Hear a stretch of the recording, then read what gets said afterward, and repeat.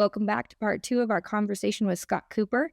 In part 1, we discussed the hybrid revenue cycle model and how organizations balance costs, quality, and patient experience. In this segment, we'll dive into assessing opportunities for improvement, implementation strategies, and how hospitals can address staffing challenges.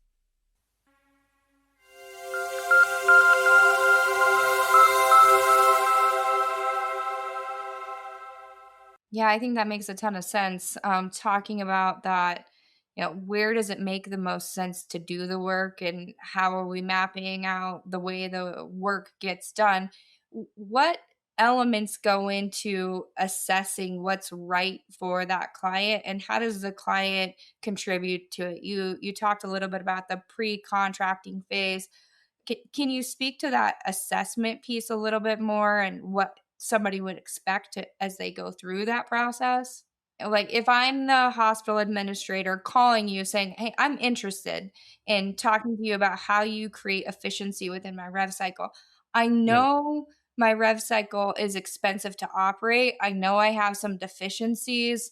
I've got really great quality scores. My people are good with people, but I don't know where my gaps are. I know that my denials are high or that, Yeah. my Yeah. AR has several days, but I don't really know where to best plug in. Like, how do you Yeah. help me make a good decision for myself? Yeah, sure. And this is kind of agnostic of that onshore offshore hybrid thing. This is just in general. I think one of the things that we do really well at Ovation in partnership with our leadership advisory group is we have people, we have consultants that will actually come in and spend time, 1 week, 2 weeks, 4 weeks, really depends on the scope and scale. But we'll spend time with the hospital, with the rev cycle leaders, with the CFO. They'll spend time combing through the data. And effectively what we'll do in advance of trying to solve working through services is we'll go say, here are your 3 or 4 biggest opportunities. Here's what we think they're worth. Here's how we think we can help. And the here's how we can help conversation that then skews towards the do we want the onshore, do we want the hybrid, what does that look like? But one of the things that I think we've done really well with, and one of the things that I think our clients are most happy with, is that assessment up front. And that assessment up front allows us to go in and say, here are your biggest area of opportunities, here are your real pain points, not just what the data is telling you, but really from the ground up. Um, Let us help you. And then what's really cool, and we saw this with one of our clients that went live in Q1 this year, is that assessment then becomes a playbook for how we help post taking over services. So, hey, we're going to figure this out. We're going to spend 3-4 weeks. We're going to tell you what the issue is. Let us do your billing and your AR. Let us do your denials. Let us do your coding, whatever that may be. And oh, by the way, here's that consulting report that becomes the playbook for how we're going to improve your services, not just do the work. Here's all the things we said was broken. Here are the things we're doing to fix it. And then over time, you see those tangible results, and we can track that. We've got our monthly operating reviews with our clients, and it's, hey, here was the project plan. Here was the things we said. Here's what's happening. Here's what's in flight. Here's what's closed. Here's the value, et cetera, et cetera. So it's kind of a really kind of nice thing we do. I've recently talked to several hospitals that they're experiencing turnover of seasoned staff who have been there years and years, and they look to replace the staff and can't find the right skill mix, especially in these small rural communities. Um, is that an opportunity to look for like this hybrid model or ways that somebody like you can sort of fill in these gaps? Yeah, I think it's interesting. If you think about like post COVID world, um, it was great in that it created this we can go remote environment. It kind of like it forced everybody to rethink how they do work and where they do work. And it's great because now you've got a whole bunch of folks across the country that can come in and dial in remote and do your work. And you've got the tracking and the technology that we kind of talked about earlier. And so you're able to do that remote.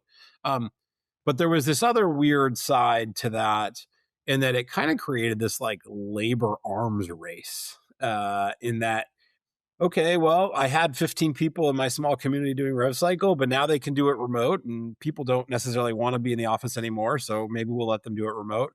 And oh, well, guess what? Now my little hospital in, you know, Wyoming or Idaho or wherever is now competing for talent with a hospital in New York City that may pay them twice as much, because the hospital in New York City is now going to let them do remote rev cycle work. And, you know, they've got much higher spend thresholds and they're able to pay more. And so like a lot of your talent is now migrating out. So it's weird. It's like this dual effect of now you can go hire everybody anywhere, but now because of that, you're competing with the hospital in New York City, or in some cases, like you may be competing with the retail store in the community, right? Like it's gotten weird from a labor perspective. And I do think I do think it is hard, and especially hard for our specific clients in our demographic, to find good rev cycle talent in their communities. And I do think one of the reasons that we have been successful is because that has been a challenge, and a lot of hospitals have kind of just thrown their hands up in the air and said,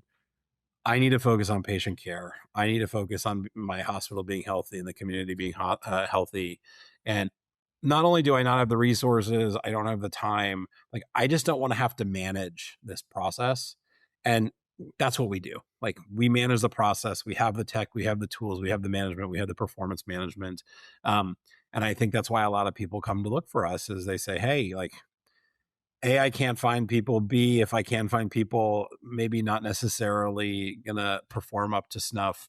Can you help me? Like, you guys are the experts, and it is this kind of like this economic idea of specialization, and we are the specialization in this space. So I don't know that I answered Yeah, you did that. But actually. I really appreciate the soapbox because it's an yeah, interesting perspective because I hadn't really thought about that, I guess, from the employee side. You hear as an administrator, you know, you're involved in the community, you're on the economic development board, you're talking about like how do we maintain jobs in our community?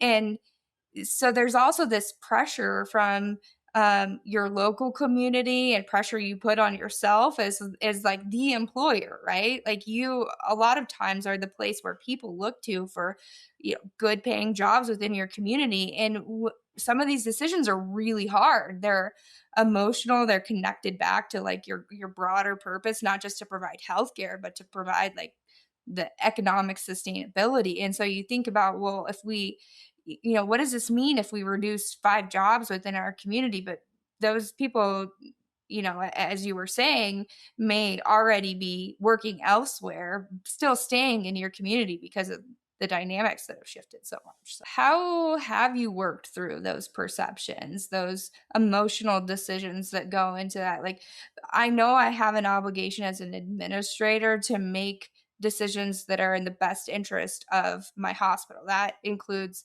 financial decisions and making like tough choices to reduce staff or cut services when it's necessary. But how have you worked through that and helped people become comfortable with this type of model? this type of model, meaning like the hybrid Yes. model. Yeah. Yeah. I think first, if you're a hospital administrator, you ideally have a fiduciary duty to the hospital to remain healthy and keep that community healthy. And I do think that often requires very difficult decisions. And I do think that's unfortunate. And I think we would like to think that healthcare uh, is not a business. I'm going to get fried for this. But it is, right? If you cannot be profitable in some capacity, and you don't need to be profitable, if you cannot break even, maybe is a better way to think about it. Um, you're just not going to be financially solvent, and it's over time. And that's the kind of, I think, one of the ugly truths that we're seeing, especially in our market with the smaller kind of independent community rural hospitals. Um, And so you're kind of being forced into those tough decisions for the greater good of the hospital, as you note. Um, I would like to think, I do think, uh, that our hybrid offering helps to make some of those decisions a little bit easier. If we are able to provide rev cycle services at a lower cost point at the same, quality or better, and quality, and meaning not just quality but also arguably kind of yield and revenue improvements, um, that's money you can reinvest in the hospital. All right. And it doesn't necessarily mean reinvest in rev cycle, but if I'm able to say, I'm going to make these numbers up. If you're $100 million hospital and I'm able to save you $1 million in rev cycle cost, or $1 million of cost and improvement, that's $1 million you arguably didn't have before. You can then reinvest that in the hospital. You can reinvest that in patient care. You can reinvest that in maybe other departments where you're thinking about those hard decisions you may have to make, from a people perspective, and maybe that prolongs or puts off that decision. Um, so again, I think we have a model that works, and we believe it works. We know it works, and we're able to provide that service at the same or better at a lower cost point. And I do think that the financial relief, so to speak, that can bring to a hospital, um, is meaningful. I think it's meaningful, and I think that's why what we're seeing is a lot of our partners and our clients at this point. That's what they opt for. They're struggling. They need the dollars regardless of how it comes, and they want to make sure that they can remain healthy, and that's one of the ways they're doing it. So Thanks. So when you say you know it works, and you measure the quality, what does that look like? How are you measuring the quality? How are you continually assessing the performance, yeah, so that you're on track to deliver what you said you could do? yeah, I think. If you think about quality from like a micro perspective, quality is like, did you do the right thing? Did you touch the right claim? Did you make the phone call? Did you put in the note? Like, there's some very, very specific activities that need to happen from a quality perspective, as we measure it from a quality perspective. But that's more of a, like, the operator level. I think if you're sitting at like the CFO level, um, quality to me, it's going to be a really weird view of quality. Quality to me, aside from the compliance things, quality and answering the question, did I make the right decision to do this, comes down to financial performance. So if I am a $100 million net revenue hospital and I'm collecting $96 million a year in collections, next year when I switch to this hybrid model, am I still collecting 96? Am I collecting 97? Am I collecting 98? Or am I worse off? Right. Ultimately, that it's weird, but that's like the financial view, I think, of quality is, did I make the right decision for the hospital from a financial perspective? And the right decision to me, uh, with that lens, is, am I collecting, is my collection rate, my net collection rate or my gross collection rate, is it on par or better than it was before? And if there's no degradation in that, like if you're not seeing that fall as a result of this hybrid model, to me that is success. And I think that's what we've seen is, we've employed this hybrid model with a ton of our clients, and we're still seeing that those gross collection rates, again, from the CFO financial mindset, continue to grow and outperform when normalized for everything. So to me, that is quality of whether or not this model works. That's all for this segment of our discussion with Scott Cooper. In the next episode, we'll explore staffing challenges, quality measurement, and determining how a hybrid revenue cycle approach is right for your organization. Be sure to follow Ovation Healthcare on LinkedIn and subscribe so you don't miss part 3.